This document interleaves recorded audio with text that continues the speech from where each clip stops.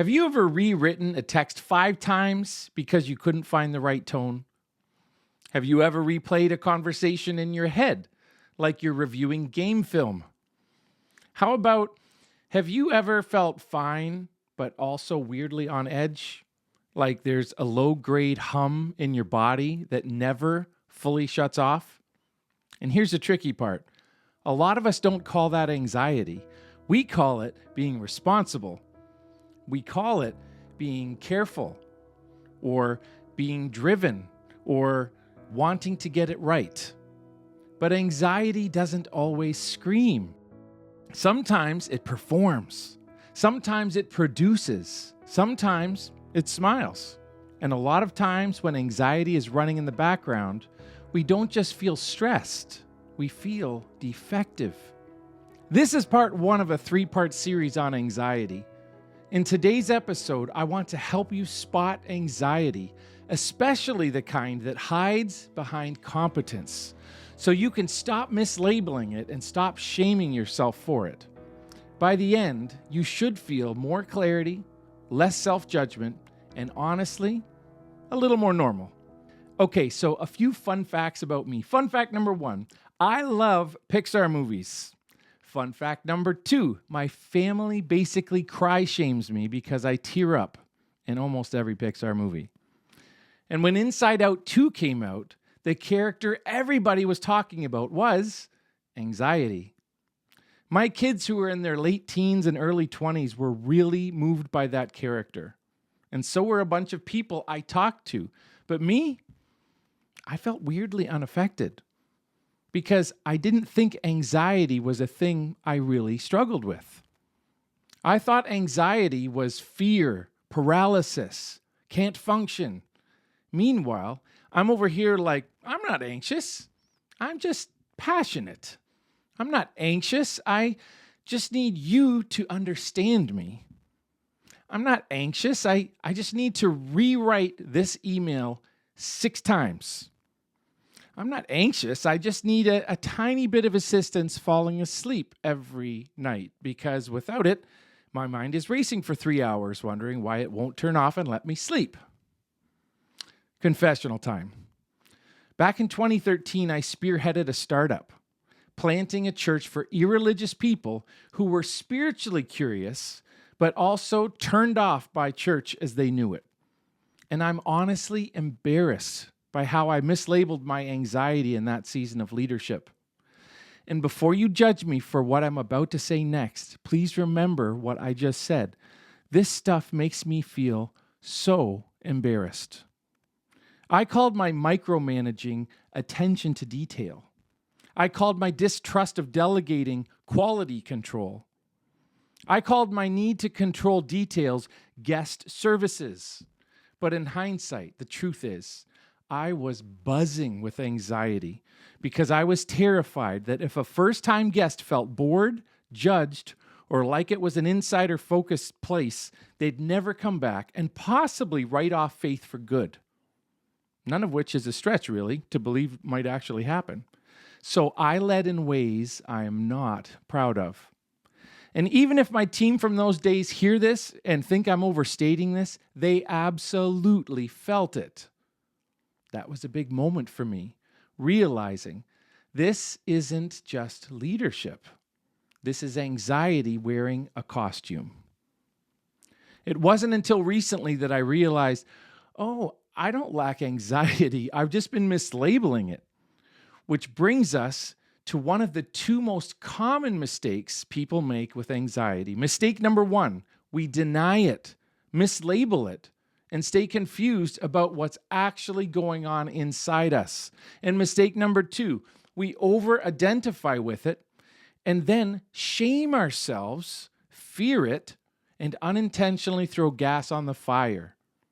This episode is mostly about mistake number 1, because if you can't recognize anxiety, you can't work with it.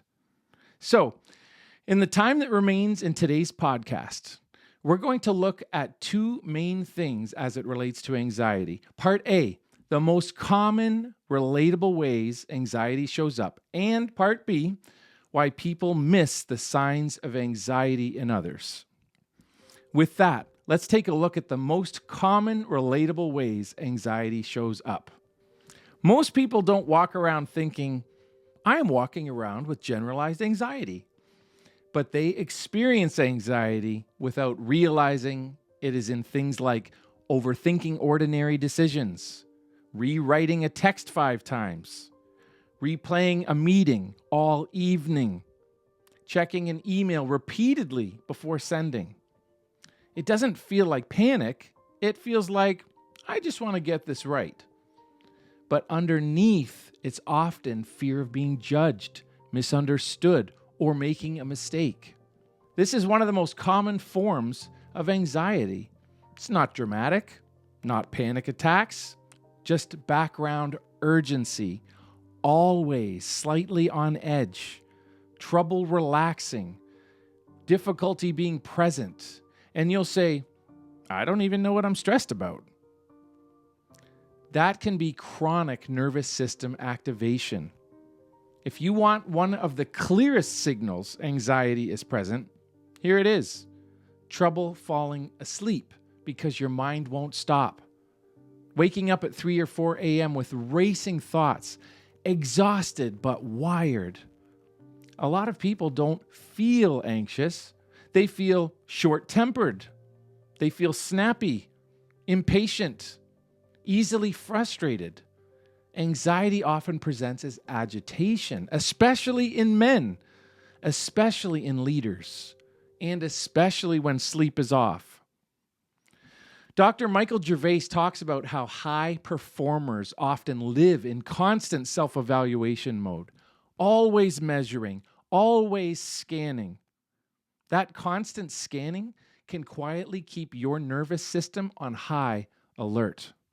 Here's another mislabeled anxiety cue, the perfectionism procrastination loop.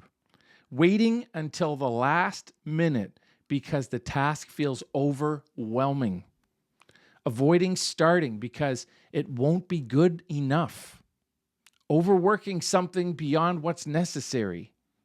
Perfectionism is often anxiety in a tuxedo. There are the physical symptoms too. A lot of people miss that anxiety is embodied tight jaw, neck and shoulder tension, upset stomach, chest tightness, shallow breathing, fatigue. You think you need a massage, but what you actually need is nervous system support. Then we misidentify anxiety in our social comparison spirals, scrolling and thinking everyone else is further ahead. They look happier. I'm behind. And suddenly, you feel shame and restlessness and fear of falling behind. How about busyness as a coping mechanism? This one is sneaky. People don't look anxious, they look productive. They fill every hour, overcommit, avoid stillness. They say yes to everything. They sign up for a marathon they didn't really want to run, yet they signed up anyways. That just hit a little too close to home for a runner somewhere. Whoops. Sorry. And because stillness feels unsafe, we often do the following: emotional numbing. Sometimes anxiety doesn't look like worry, it looks like escape, scrolling endlessly, binge watching, drinking every night, over exercising, gaming for hours. It's avoidance dressed up as entertainment. Let's not forget control fixation. And this is the last one in this section. Anxiety loves control, needing detailed plans, micromanaging, over-preparing, struggling when plans change. Underneath is, if I control it, I'll be safe. So those are some of the most common, relatable ways anxiety shows up. If you had to pick your top 2, what would they be? What other sneaky ways have you experienced anxiety? Drop your thoughts in the comments section below and discover that you are not alone. Now on to part B, why people miss the signs in others. Here's where it gets really interesting because most anxious people don't look anxious. They're high functioning, high performing anxious people. They show up early, meet deadlines, lead well, provide, and get stuff done. From the outside, stable.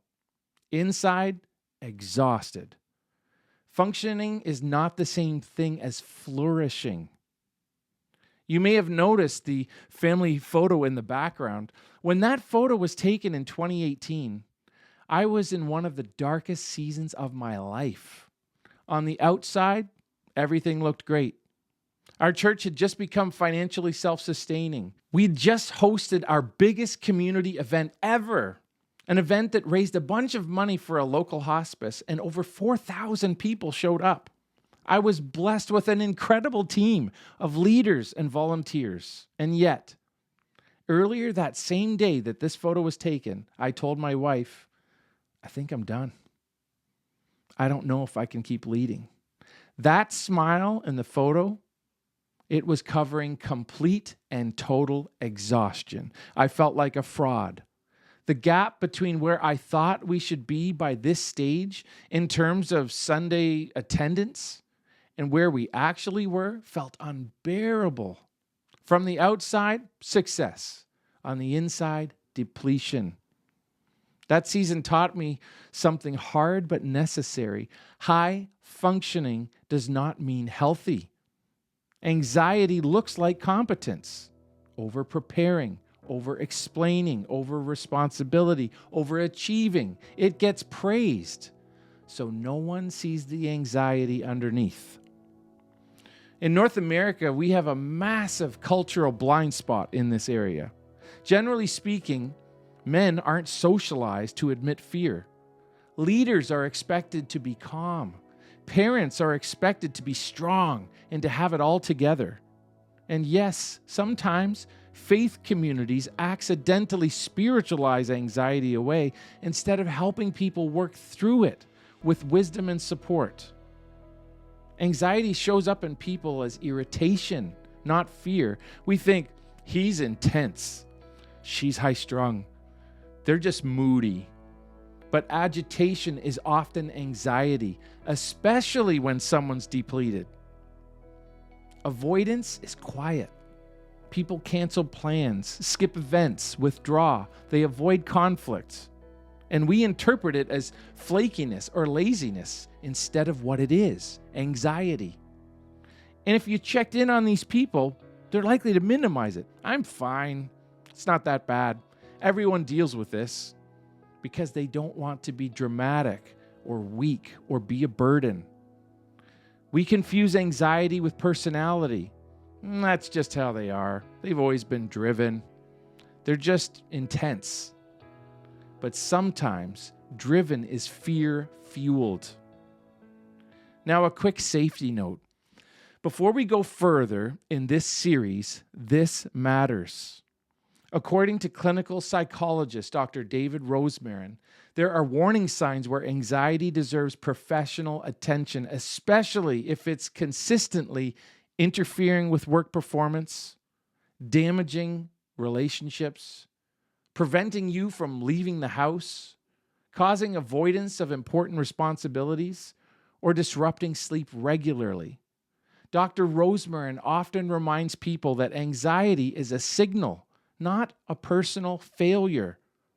But when it starts interfering with your functioning, that's when professional support becomes wise. And if you're experiencing intense physical symptoms like racing heart, shortness of breath, chest tightness, sweating, dizziness, or fear of dying, please don't tough it out alone.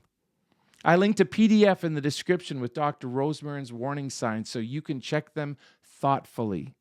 And if you need therapy or medical support, there is zero shame in that.